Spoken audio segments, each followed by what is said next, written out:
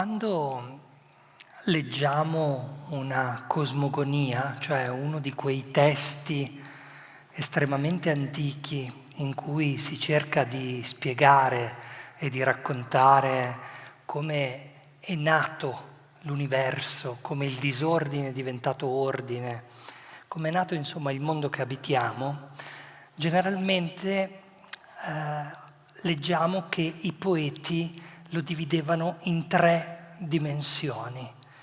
Una alta, aerea, in cui abitano gli dei.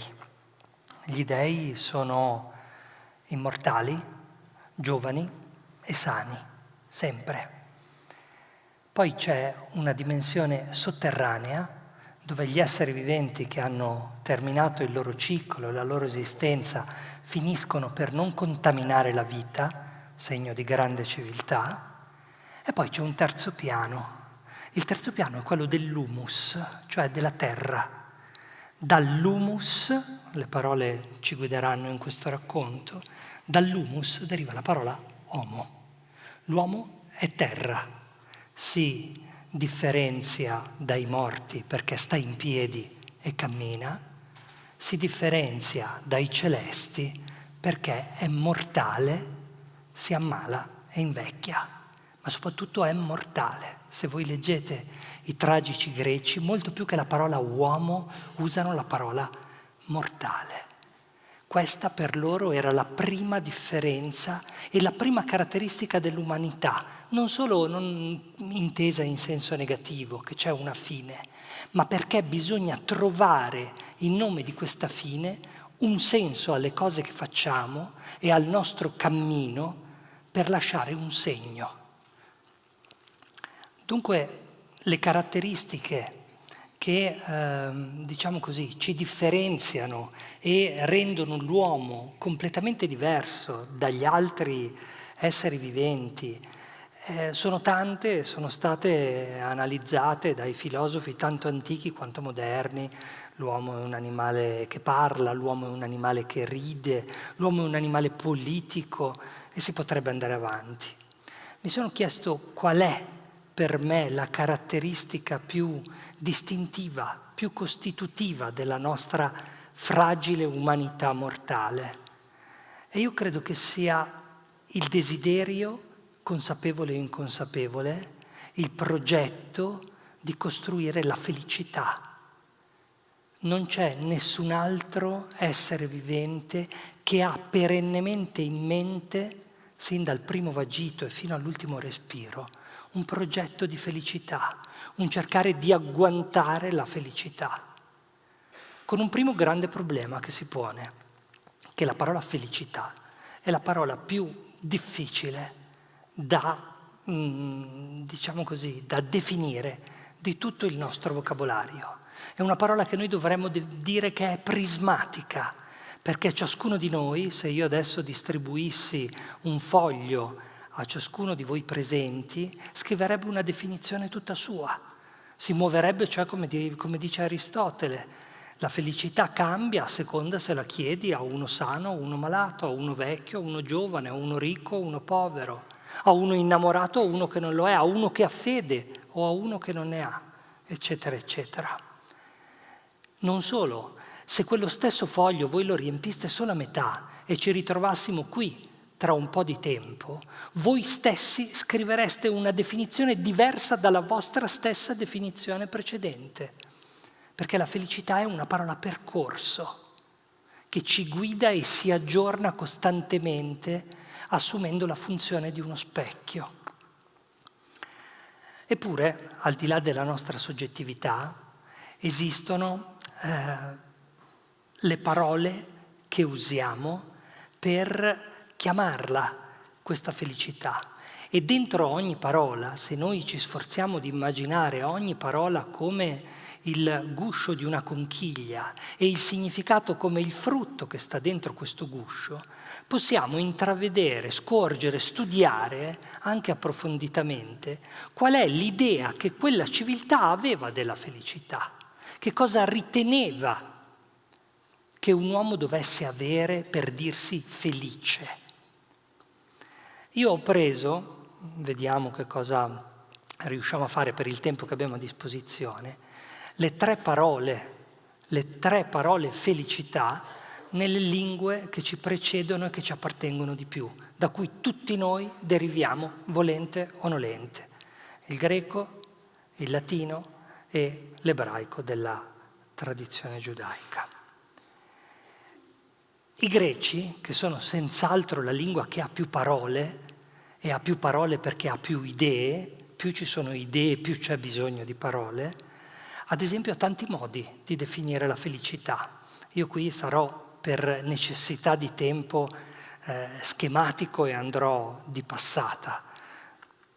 Inizialmente i greci usavano la parola olbios o la parola eutukes per dire una persona felice. Siamo ai greci degli albori, muovono i primi passi della loro storia. Olbios etimologicamente vuol dire colui che può mettere in tavola un piatto di semola, di minestra, qualcosa che lo sazia. Un piatto per lui, non per tutti, per se stesso. Eutukes vuol dire colui che ha una buona sorte. Tuché è la fortuna, che deriva da un verbo che è tuncano, che vuol dire essere toccati. Quindi l'eutukes è colui che è stato toccato bene, a cui è stata data una carezza. Camminava per strada e a un certo punto ha incontrato un sacco di monete d'oro. L'ha trovato, l'ha raccolto ed è fortunato. Queste due parole, a un certo punto, quando i greci inventano la polis, la forma madre, per non dire ancora attuale, del nostro stare insieme, non vanno più bene, non bastano più, perché loro iniziano a dirsi: ma se il piatto di semola lo ricevi o non lo ricevi, non è merito tuo. Se sei fortunato e incontri un sacco di monete d'oro o incontri invece una buca in cui inciampi, non è merito tuo, è qualcosa da cui sei toccato, che ti capita. Noi, per costruire una società che funziona, invece dobbiamo rendere la felicità un vero e proprio percorso che permetta a ciascuno di fare la sua parte e di essere artefice della propria felicità, per sé e per la polis, per la comunità che abita.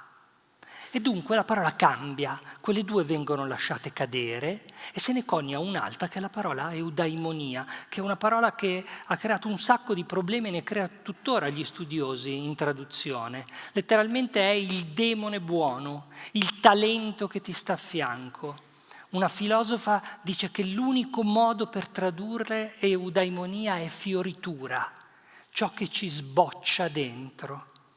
Che cosa vuol dire? Che ciascuno di noi ha l'obbligo, mentre è in vita, proprio perché è mortale, di provare e di cercare, e quindi di dovere, capire che cosa sa fare e che cosa lo rende felici. Ci può rendere felici solo qualcosa che sappiamo fare, questo lo sappiamo. Se non ci proviamo gusto o non siamo capaci, non ci dà felicità.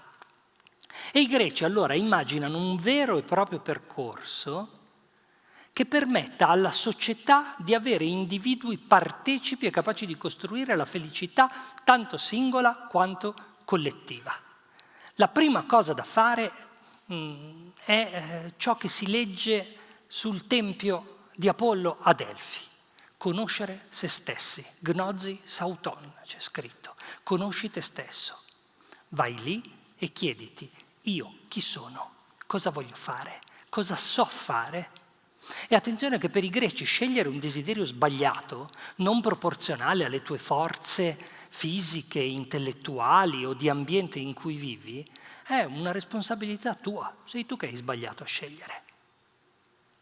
Devi provare, devi capire che devi conoscere te stesso e il primo modo di farlo, io la trovo straordinaria questa cosa, è andare a scuola.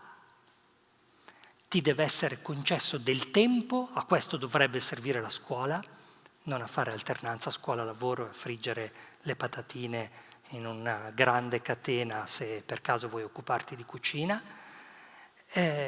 Tu, con la scuola, devi avere il tempo di conoscere te stesso e di metterti alla prova su ciò che sai fare. Infatti scolè in greco vuol dire vacanza, scuola vuol dire vacanza, tempo libero.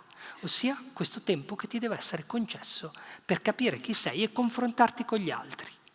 Scopri che sei molto bravo a correre, il maestro ti dirà, visto che ne sa più di te ed è più adulto, se veramente sei così. Ti farà gareggiare con i tuoi pari e tu capirai se è una tua velleità o sarai realmente capace di fare tutto questo.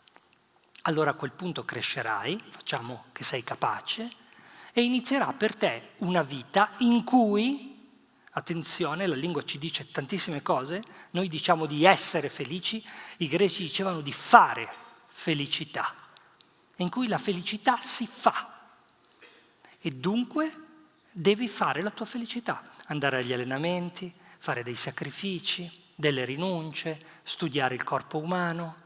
Tutto questo fa parte del tuo percorso, perché nella mentalità greca non esiste quello che ci ha lasciato un po' in eredità il romanticismo, che la felicità è un attimo da agguantare, un momento di estasi. Per i greci o tutta la vita è felice o non lo è. Dunque tu devi fare la tua felicità, devi essere contento anche di rinunciare a uscire con gli amici perché quel giorno ti devi andare ad allenare e piove e sei stanco. Non è solo il momento in cui tagli il traguardo, anzi tutto sommato quello è accessorio. E così vale per tutto. Allora avrai scoperto la tua virtù, cioè il tuo saper fare. Virtù sembra una parola polverosa e da vecchi, non lo è. Avrai scoperto, virtù in greco si dice arete, avrai scoperto la tua arete, cioè la tua virtù. Da arete deriva arte, la cosa che sai fare a regola d'arte. E l'arte si fa con gli arti, perché si fa con le braccia, con le mani, si costruisce. Vedete il fare com'è continuamente un ritorno. E fatto questo, e una volta che proviamo a cambiare esempio, io non ho studiato tutto il tempo, ho capito che volevo fare il medico, ho studiato, eccetera, eccetera, che cosa mi resta da fare a conclusione di questo percorso?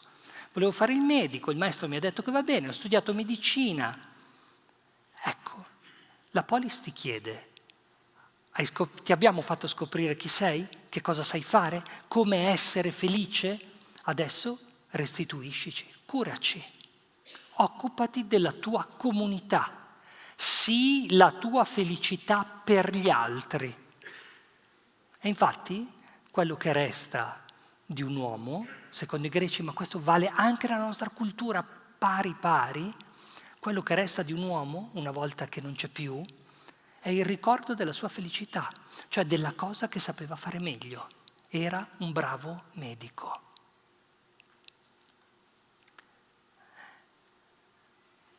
Per i latini, che sono una civiltà più agreste, la felicità ha delle analogie e delle differenze.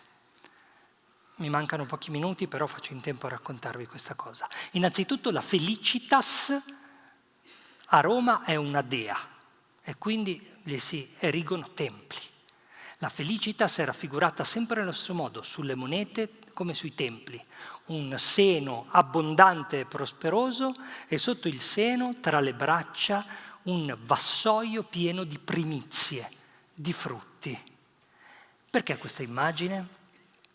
Questa immagine, ancora una volta, la parola ci racconta tantissime cose, perché la parola felicità deriva da un verbo latino che è il verbo felo. Cosa vuol dire felo in latino? Vuol dire allattare. La felicità è l'allattamento, dunque la felicità è donna. E sulla scena ci sono una donna e un bambino. C'è qualcuno che dà la propria ricchezza e la propria abbondanza a un altro fragile di cui vuole prendersi cura e il cui godimento è la visione di vederlo crescere, che è un verbo che etimologicamente vuol dire stare in piedi bene, dritti da soli, sulle proprie gambe. La felicità è nutrimento della propria ricchezza in eccesso, di quel latte, se no cosa te ne faresti? È dunque il dono ed è dunque la responsabilità dell'altro. È molto interessante che, soprattutto in questo momento, noi mettiamo a fuoco la felicità con una caratteristica così marcatamente e spiccatamente femminile. Felo deriva da una radice indoeuropea, zelus, che c'è in tutte le lingue indoeuropee, che identifica non solo la mammella, il seno, ma proprio tutto ciò che c'è, tutto ciò che è caratteristica esclusivamente femminile. E pensate, e arriviamo ai frutti, pensate tutte le parole che derivano da felicità, da questo verbo qui. Fecondo, ferace, di un terreno che si coltiva facilmente, figlio, feto, sono tutte parole che hanno a che fare con la felicità. Infatti, anche per la natura, ecco perché vi dicevo che è una civiltà più agreste, no? Anche per la natura le cose funzionano così. Gli alberi da frutto in latino sono femminili, il pero e il melo sono femmine, perché generano. E quando qualcuno veniva incolpato, gli arrivava la sentenza di un reato che prevedeva l'impiccagione, i romani, che non andavano per il sottile con queste cose, non praticavano questa pena orrenda su un albero da frutto, che chiamavano albero felice, ma su un albero infelix, infelice, che non dà frutti, per non contaminare la vita con la morte. La stessa cosa, ed è l'analogia, e su questo vi lascio perché il tempo è volato, la stessa cosa vale per il sapere. La parola alunno deriva da alo, che vuol dire nutrire.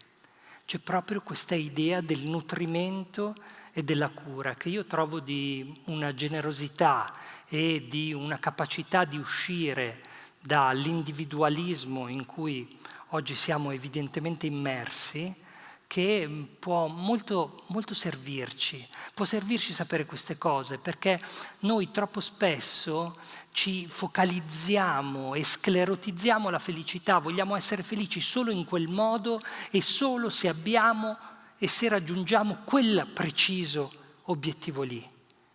Invece conoscere molte parole vuol dire conoscere anche molti modi, anche di essere felici. E quest'ultimo ci insegna che anche nell'infelicità ci si può sempre prendere cura di qualcuno e prendersi la responsabilità che gli altri continuano ad esistere. Grazie, buonasera.